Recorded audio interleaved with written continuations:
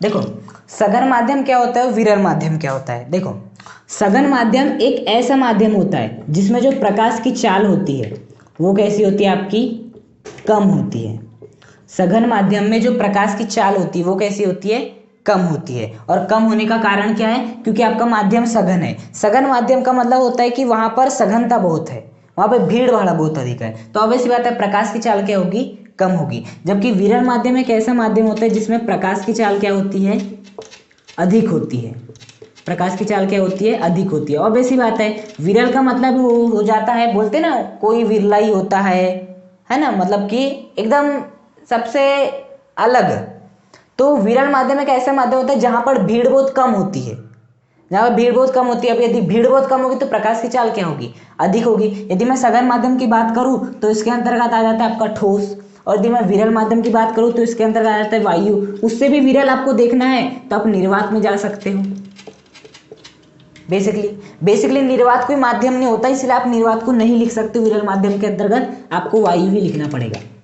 विरल माध्यम एक ऐसा माध्यम होता है जिसमें भीड़ बहुत कम होती है। वायु में आप ऐसा कुछ भी चला लो आपको कुछ नहीं होने वाला, लेकिन यदि आप जल में चलाओगे वहां पर आपको सघनता मिलेगी थोड़ी सी, है ना, क्योंकि वहां पर बेसिकली सघनता बहुत होती है, इसलिए प्रकाश की चाल जहां पर कम होती है वो सघन माध्यम, और जहां पर प्रकाश की चाल बहुत अधिक होती है वो क्या कहलाता है, आपका विरल माध्यम कहलाता है। सबसे पहली बात इतना समझना है।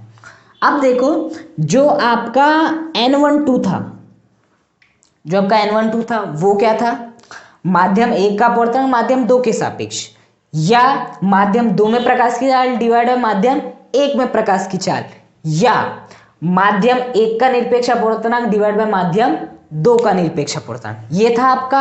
अब बेसिकली ये 1 और 2 लिखने के पीछे कारण क्या है, 1 और 2 लिखने के पीछे कारण क्या है। मैं इस N12 को ऐसे क्यों नहीं लिख सकता N21, है ना, मैं N12 क्यों लिख रहा हूं, देखो इसके पीछे भी एक रीजन होता है। ये हो गया N, इसके बाद कितने डिब्बे आएंगे, 2 डिब्बे आएंगे, हमेशा याद रखना। अब पहले डिब्बे में वो माध्यम आएगा जहां पर प्रकाश किरण क्या होगी, जा रही होगी।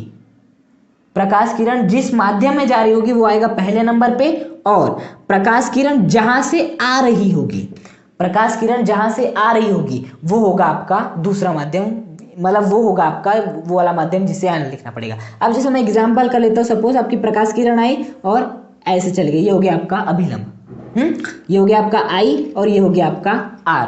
तो बताओ यहां पर, और इसे मैं बोल देता हूं माध्यम नंबर 2 और इसे बोल देता हूं माध्यम नंबर 1। तो बताओ प्रकाश किरण कहां जा रही है, माध्यम 2 में जा रही है, तो यहां पर क्या आ जाएगा आपका 2, क्योंकि माध्यम 2 में जा रही है। कहां से आ रही है, माध्यम 1 से आ रही है, तो ये क्या हो जाएगा आपका माध्यम 1। जहां से आ रही है उसे बाद में लिखना रहता है, जहां पर जा रही है उसे पहले लिखना होता है। जैसे N12 का मतलब क्या होगा कि प्रकाश किरण कौन से माध्यम में जा रही है, माध्यम 1 में जा रही है। कहां से जा रही है, माध्यम 2 से जा रही है। पहले वो आता है जहां पर प्रकाश किरण जा रही होती है। अब मैं यहां पर माध्यम क्या मान लेता हूं, 4 मान लेता हूं, और यहां पे माध्यम 6 मान लेता हूं। अब बताओ ये क्या हो जाएगा आपका, प्रकाश किरण कहां पर जा रही है, माध्यम 4 में जा रही है, तो 4 को लिख दो।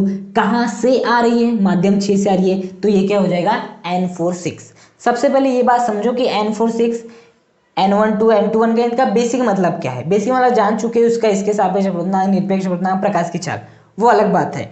लेकिन मैं जो आपको अभी आगे समझाने वाला हूं उस बात के लिए आपको ये बात जानना जरूरी है कि ये होता क्या है। बेसिकली माध्यम 1 में प्रकाश की चाल यदि जा रही है तो वो पहले आएगा, यदि माध्यम 2 से प्रकाश की चाल आ रही है तो वो क्या होगा, बाद में आएगा। इतनी बात सबसे पहले आपको समझनी है। हाँ, तो अब एक क्वेश्चन उठता है यहां पर। क्वेश्चन ये है कि जैसे कि आपकी ये हो गया पृथक्कारी पृष्ठ, आपकी अपवर्तित की मतलब आपतित किरण आई, ये हो गया उसका अभिलंब, और या तो जो आपकी प्रकाश किरण है वो या तो अभिलंब से दूर जाएगी, या और एक ऑप्शन क्या है, अभिलंब की ओर झुक जाएगी। 2 ऑप्शन है, मतलब कि जो आपका ये इसका वास्तविक पथ ये होगा, तो वास्तविक पथ से या तो दूर हट जाएगी या वास्तविक पथ से अभिलंब की ओर आ जाएगी। 2 ही रास्ते हैं। तो हमेशा एक बात तो तय है कि ये जो है माध्यम दोनों क्या है, अलग अलग है। ये वाला माध्यम 1 है, ये वाला क्या है आपका माध्यम 2 है। अब ये तो पक्की बात है कि यदि जल होगा तो ये क्या हो गई, वायु होगी, वायु नहीं तो ठोस होगी, ठोस नहीं तो और कोई माध्यम होगा।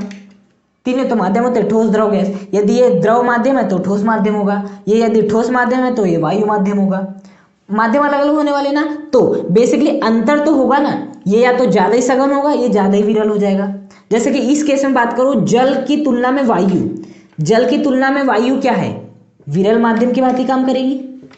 जल की तुलना में वायु किसकी भांति काम करेगी, विरल माध्यम की भांति। लेकिन जल की तुलना में ठोस किसकी भांति काम करेगा, सघन माध्यम की भांति व्यवहार करेगा। तो बेसिकली मतलब आपकी जो प्रकाश किरण है या तो वो सघन से विरल में जाने वाली है या विरल से सघन में जाने वाली है। तो बेसिकली होगा क्या, यदि आपकी प्रकाश किरण सघन से विरल में जाती है तो क्या होगा, और यदि आपकी प्रकाश किरण विरल से सघन में जाती है तो क्या होगा। यदि आपकी प्रकाश किरण सघन से विरल, सघन मतलब ठोस माध्यम ले लेना, और विरल का मध्यम मतलब जल ले सकते हो या वायु ले सकते हो। हाँ, तो ये कौन सा केस बन जाएगा, जब आपकी प्रकाश किरण सघन माध्यम से विरल माध्यम में जाएगी, पहला केस। दूसरा केस बन सकता है कि ये क्या हो जाए, आपका द्रव हो जाए, मतलब जलीय माध्यम हो जाए, और ये क्या हो जाए, आपका ठोस माध्यम हो जाए। तो क्या हो जाएगा, ये कौन सा माध्यम हो जाएगा, आपका विरल माध्यम। ये कौन सा माध्यम हो जाएगा, सघन।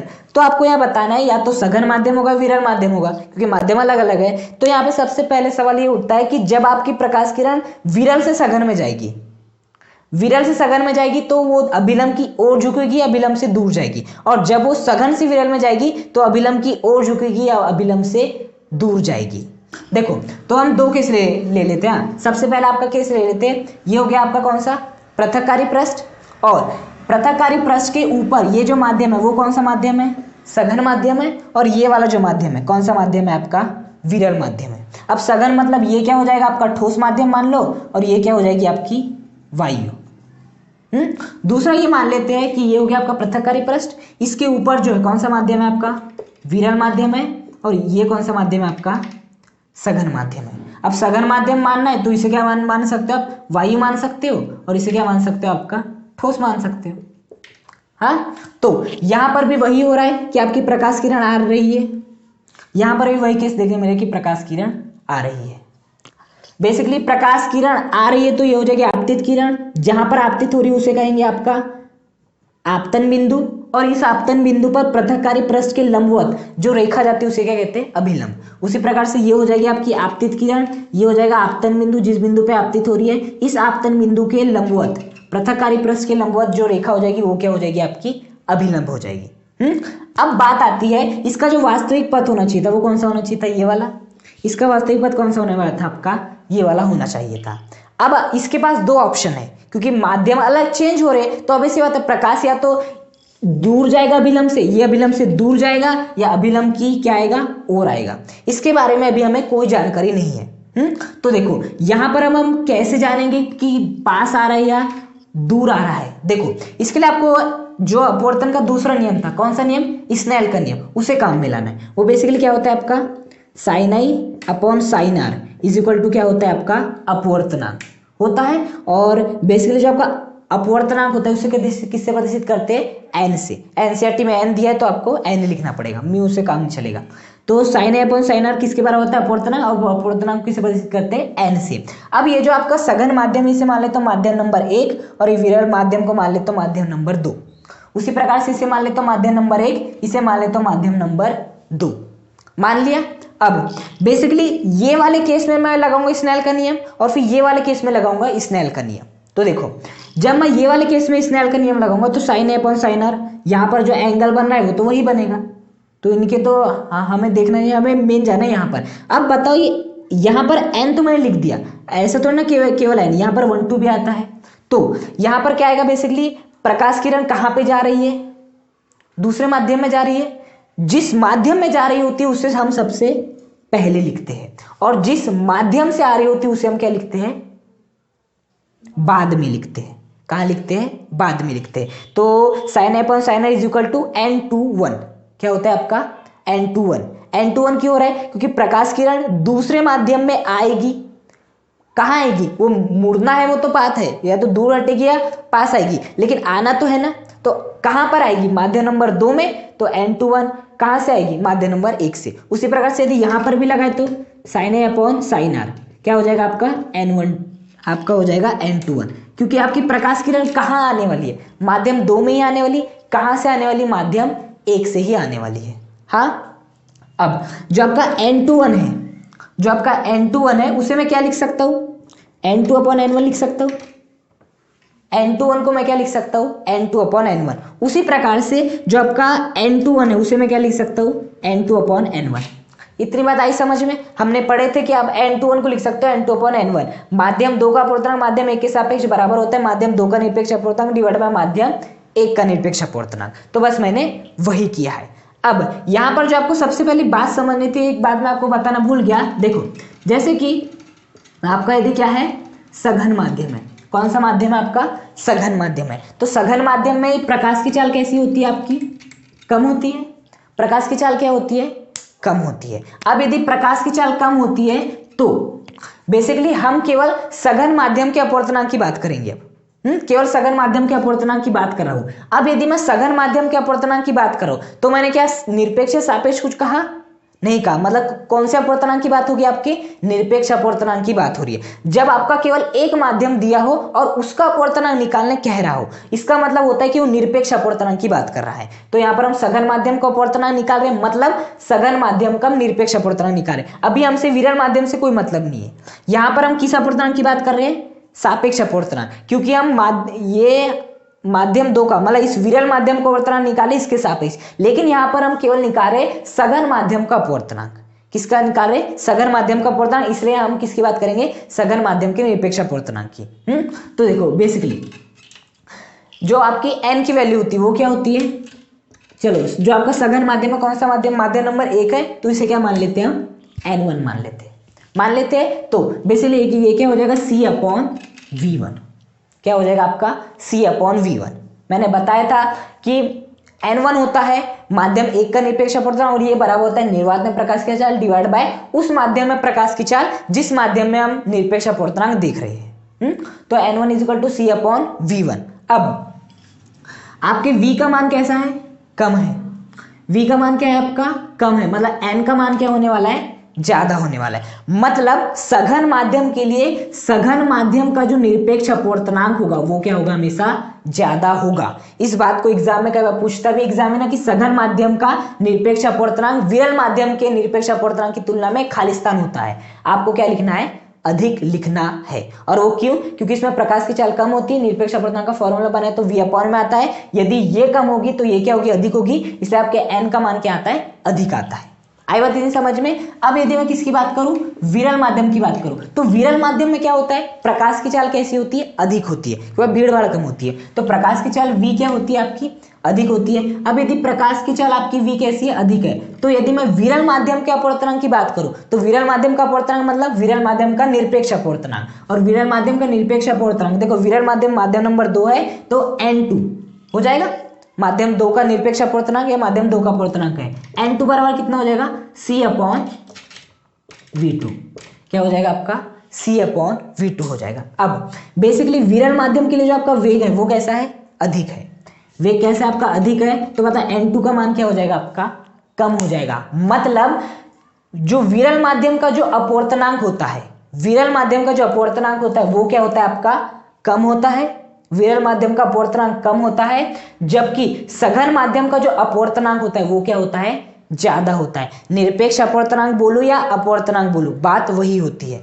इस बात को अच्छे से याद रखना।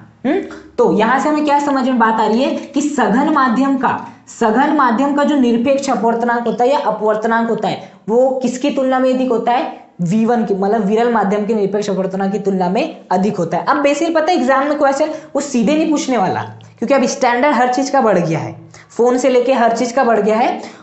तो क्वेश्चन है, यदि वो पहले के जमाने की बात करो तो सीधे सीधे पूछ लेता कि सघन माध्यम का अपवर्तनांक विरल माध्यम के अपवर्तनांक की तुलना में खालिस्तान होता है, तो आपको आंसर लिखना रहता है अधिक। लेकिन अब क्वेश्चन कैसे पूछते हैं कि आपको 2 माध्यम दे देगा, एक माध्यम दे देगा आपका जलीय माध्यम और एक माध्यम दे देगा आपका वायु माध्यम।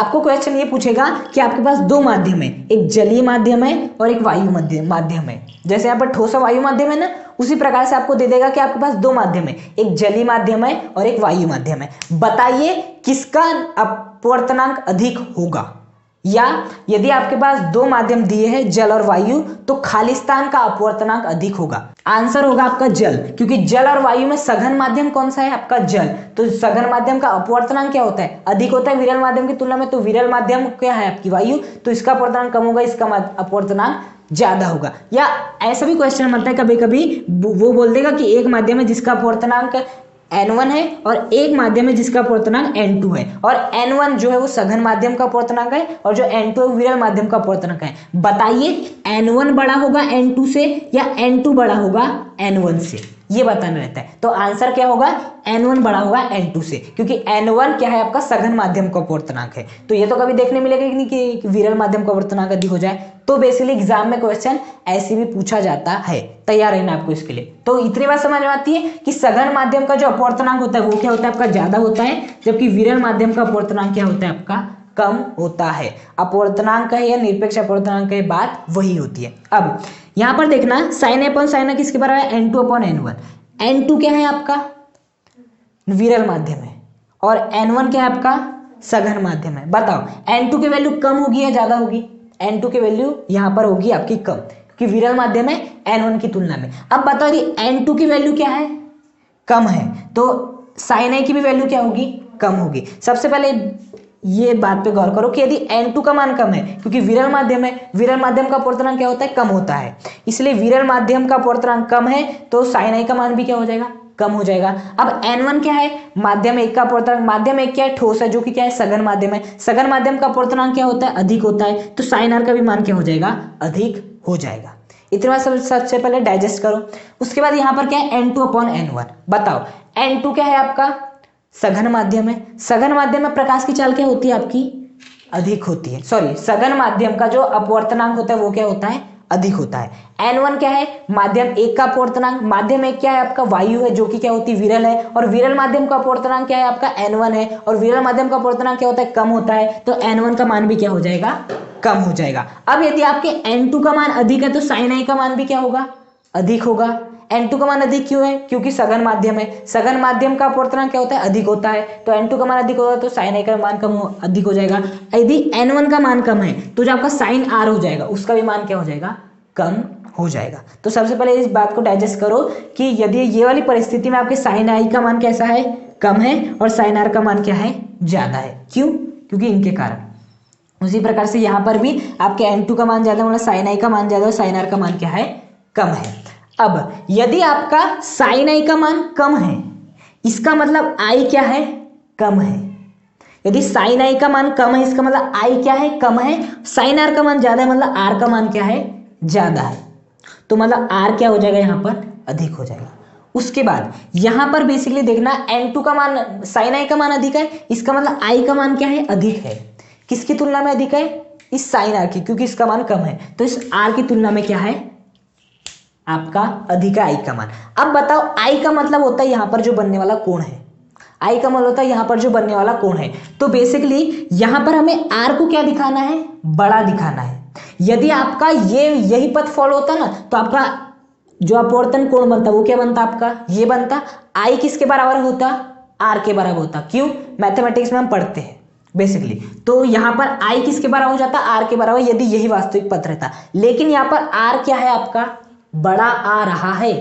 ये यदि 30 डिग्री है तो यदि यही वास्तविक पथ होता तो ये भी कितना होता 30 डिग्री ही होता, लेकिन यहाँ पर R का मान ज्यादा है मतलब 30 डिग्री मान नहीं है आपका, 30 डिग्री नहीं है क्योंकि I का मान 30 डिग्री है, 30 डिग्री से अधिक है R का मान मतलब 30 डिग्री से ज्यादा है, तो आपका मतलब कि जो आपकी प्रकाश किरण होगी वो कहाँ जाएगी दूर ही जाने वाली है, कहाँ जाने वाली दूर ही जाने वाली है। और यहाँ आप देख भी सकते हो R का मान इस I से क्या होगा बड़ा होगा।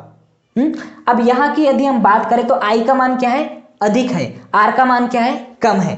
मैंने बोला था कि यदि ये 30 डिग्री है तो ये भी 30 डिग्री होगा यदि वो इस पथ को फॉलो करता है आपका प्रकाश, लेकिन आपका प्रकाश इस पथ को फॉलो नहीं करता है, वो विचलित हो जाता है और बेसिकली वो I के क्या होगा बड़ा होगा, मतलब कि वो जो है आपका I से छोटा होगा, I आपका बड़ा होगा R क्या होगा छोटा होगा। अब I 30 डिग्री है, R को छोटा होने मतलब 30 डिग्री से कम ही होगा, और यदि 30 डिग्री से कम होगा तो बेसिकली वो क्या हो जाएगा इस प्रकार से जाएगा, अब यहाँ पे कोण चाहे तो 15 बन सकता है, जितना भी बन सकता है। तो बताओ यहाँ पर इस केस में क्या होगी, आपकी प्रकाश किरण अभिलंब की ओर झुक जाएगी और यहाँ पर क्या होगा, आपकी अभिलंब की ओर दूर जाएगी। तो आपको ये याद रखना है कि जब आपकी प्रकाश किरण सघन माध्यम से विरल माध्यम में जाती है तो प्रकाश किरण क्या होती है, अभिलंब से दूर हट जाती है, और जब आपकी प्रकाश किरण विरल माध्यम से सघन माध्यम में जाती है तो आपकी प्रकाश किरण क्या हो जाती है, अभिलंब की ओर झुक जाती है।